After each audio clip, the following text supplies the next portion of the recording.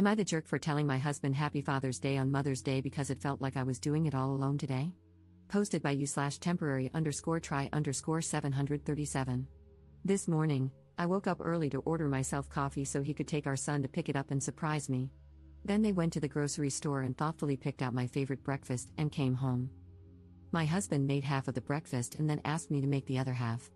No problem, he acknowledged that he was asking me to do the work while still taking credit for the benefit of our kids' experience and memories. It was no problem until he went upstairs to go to the bathroom, and after 45 minutes, I walked upstairs to check on him and found him asleep in our bed. He slept the entire afternoon. Later that day, I was doing the absolute mountain of dishes, my third load for the day, that's another story, and he asked me to make a grocery list.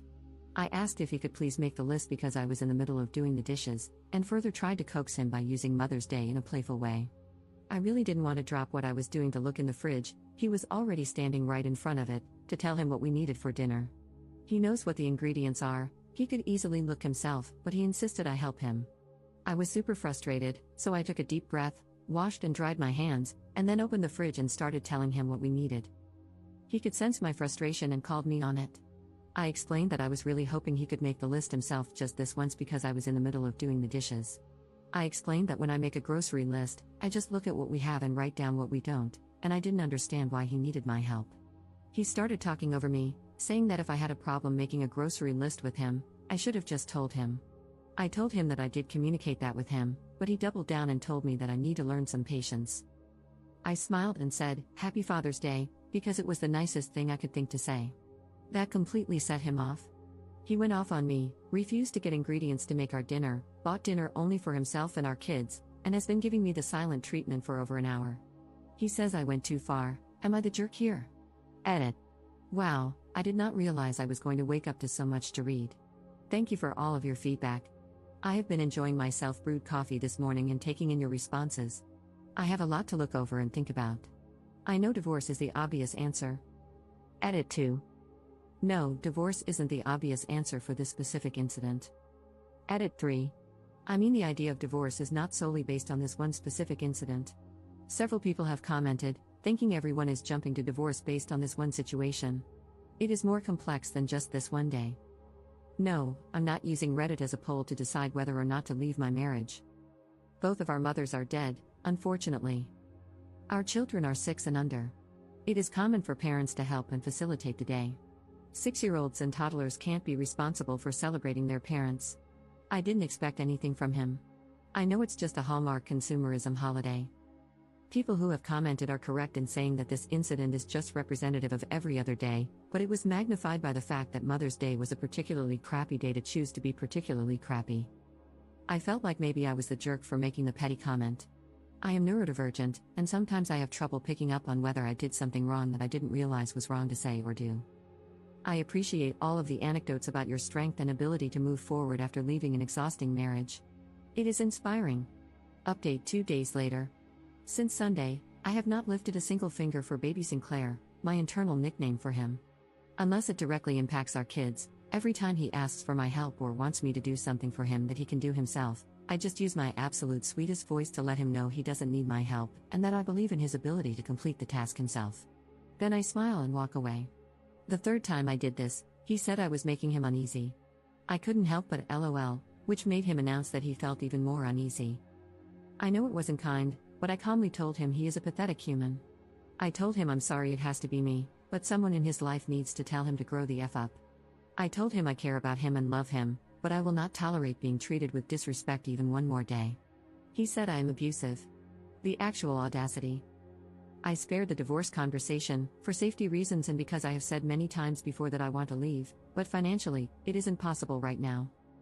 Side note, I tried to leave last year because he was making me feel unsafe, and his behavior was erratic. I went to the emergency room during a mental breakdown and told them about the abuse, which they noted in detail on my file.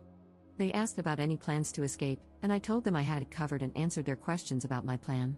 I had been planning our escape for a year leading up to that moment. They told me they had to document the reported abuse in my file. I asked them to check my chart to make sure it wasn't tied to his account. They looked at it in front of me and said they had made sure he wasn't on my emergency contacts or attached to my chart in any way. But then guess who got an email with my chart notes detailing his abuse and my exit plan before I even got home? I had to cool things down and start over with a new plan that I kept entirely to myself. However, at that point, he knew I had saved up money to leave, so most of my savings were depleted within a couple of months. I eventually left with our kids with far less savings, and it didn't take long for me to realize I could not sustain the cost of my original bills, still in my name, and new bills, in addition to legal assistance and the overall cost of starting over. Our leaving caused him to spiral, and he went back to therapy. Soon after, we started to dip our toes into visiting each other, mostly because I didn't want to leave our kids with him. We stuck to outdoor public activities as a family. He has always been able to wear me down and talk me out of a divorce, and this time was no different. Even though I know I'm not an anomaly, I felt ashamed and like a complete failure for going back. Surprisingly, he never actually changed, sarcasm, of course. End of side note. Anyway, back to the present day, I began to gray rock to throw off his cycle of attempting to rope me back into the argument from the other day. I have calmly listened to him gush over his love for our family, how much he loves and appreciates me, and how he thinks I am an amazing mom. He says he loves me, but all I hear in my head is his voice screaming effing beach at me. It all sounds so obviously disingenuous. I told him his words mean literally nothing while his behavior remains the same. It's like saying waffles have legs. It sounds unbelievable, and if I don't see it with my own eyes, I'm not believing it. I told him that regardless of whether we stay together or not in the end, we need to go back to therapy, both together and separately. I told him he needs to take steps today to move forward with therapy and treat his mental health appropriately. He agreed, but no evidence of walking waffles yet. I'm surprised at my ability to completely refuse to do anything he can do himself. I'm even more surprised that he's actually doing the tasks himself. I have tried this before, and he ultimately bullied me into doing the task. Not this time. He keeps complaining about his results in ways that are so juvenile and manipulative, always leaving the impression that if I had just done it for him, it would have been done correctly. I just smile and tell him he did a good job with the task and that it sounds like he needs more practice. Eventually, it will become second nature. I can feel his attempts to make me miserable, but it is rolling right off of me, at least for now. I cannot express enough how much I appreciate the support and validation here. I appreciate the married people who have shared what their day was like on Sunday, and every day, as a healthy couple. For those of you who have asked why I am taking to the internet with this in the first place, I have been isolated from my circle for so long that my relationships no longer exist. I have limited family, and no family nearby.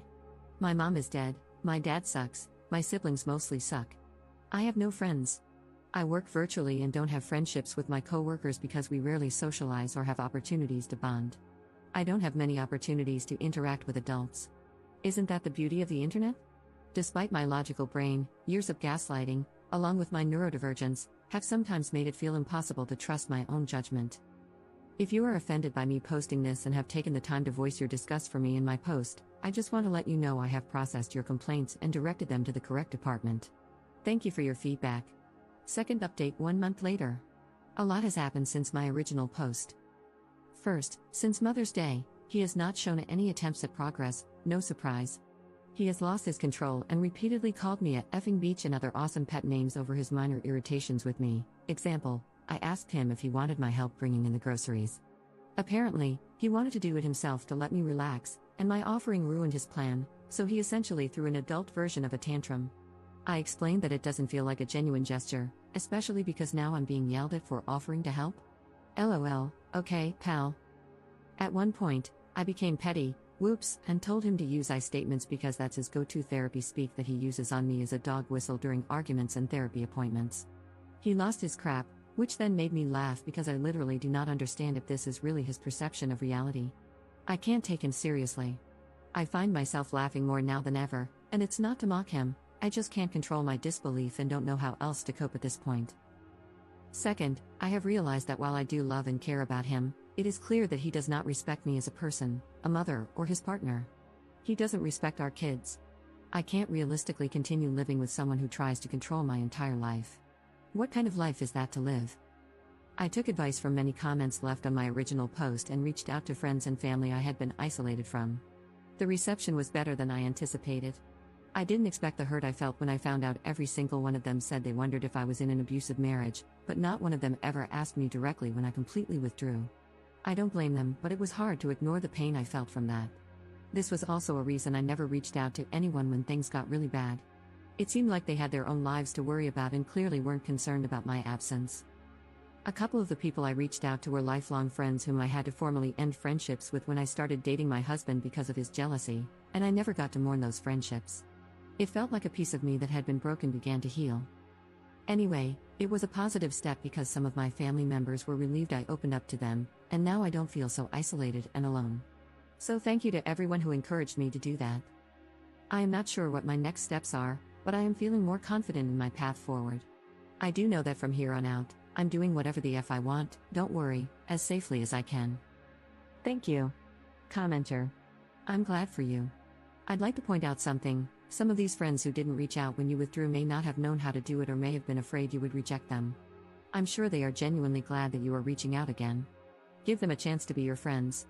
Commenter's response. Sorry, but I'm so sick of people like Op pretending that they would have taken it well, even decently if their friends had actually asked that. Op's response. I'm not pretending I would have taken it well. I even said I don't blame them. I understand that from their perspective, it would have been extremely tricky. I understand that I am the one who drifted away from them. I understand. I can see a situation logically and feel pain at the same time. Edit. I think the pain I felt really had nothing to do with my friends and family and everything to do with the fact that I felt like I was crazy for so long. I thought everyone believed he was a great person. My pain was partly disappointment in myself for not seeing what everyone else saw. Third update 8 months later. 246 days ago, I posted asking AITAH for telling my husband Happy Father's Day today because it felt like I was doing it all alone today. I knew I was in an abusive marriage, but I was stuck. I remained stuck until it escalated beyond return. I wanted to provide an update to show how things can escalate. The very next month after my original post, he pushed me down the stairs backward. The following month, he started threatening his life if I didn't stay with him. The month after that, he began looking into buying a gun. The month after that, he became physically violent toward me in front of our kids and emotionally abusive toward them. The police were called multiple nights in a row.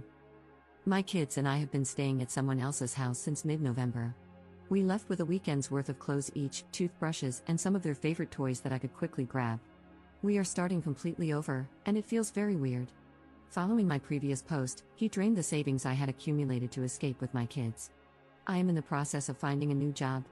As weird and scary as this process has been, I have never felt safer. My kids have never been happier.